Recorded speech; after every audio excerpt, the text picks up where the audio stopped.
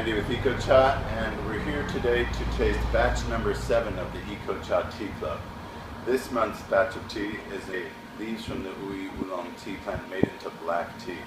And these tea plants have been cultivated organically since they were planted just about 3 years ago. This farmer is the most radical organic tea farmer that we know to date. He cultivated these plants without the help of any fertilizers or pest prevention or even irrigation.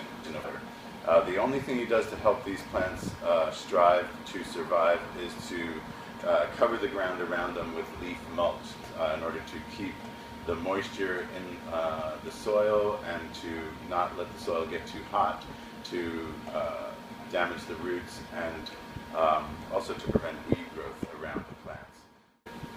So the other unique thing about this tea is that it is a spring harvest, early spring, harvested in April and made into black tea. This farmer did this because the crop is still quite young. The plants are young, matured.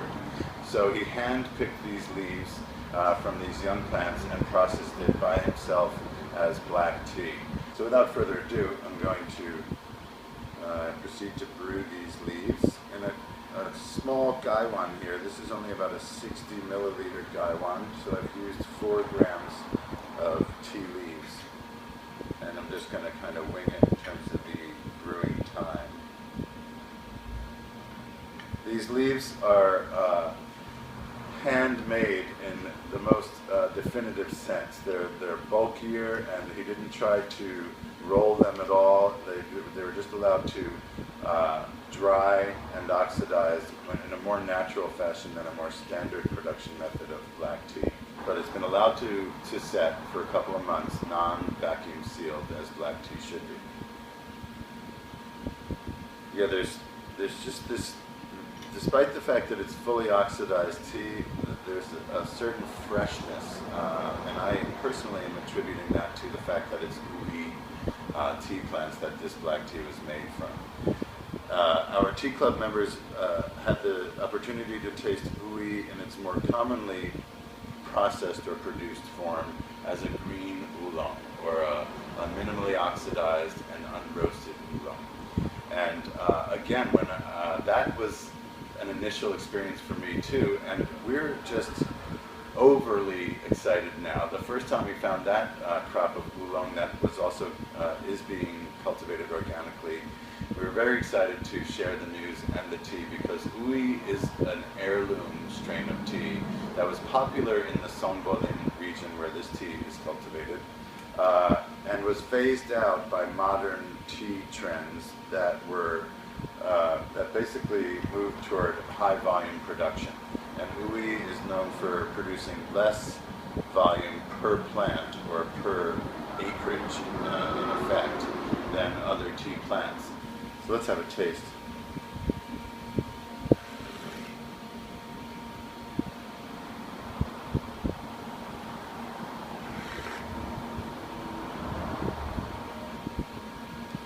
The initial on the palate sense is that it's a truly black tea, but then the aftertaste and the lingering in the nose is something that goes beyond a more standard black tea coming from different strains such as Assam or even the Taiwanese number 18 red jade tea. This tea has a bright reddish brown color, very transparent, really beautiful. Its composition is even throughout, from the edges to the center, which shows that the leaves were depleted of their moisture properly and will age well.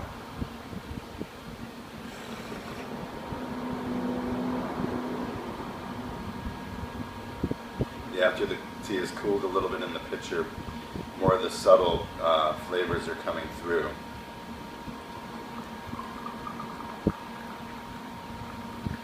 The lingering, as they call it in Chinese, ho yi, just kind of this welling up from down in your lowest salivary glands all the way up through the sinuses. It's quite distinct.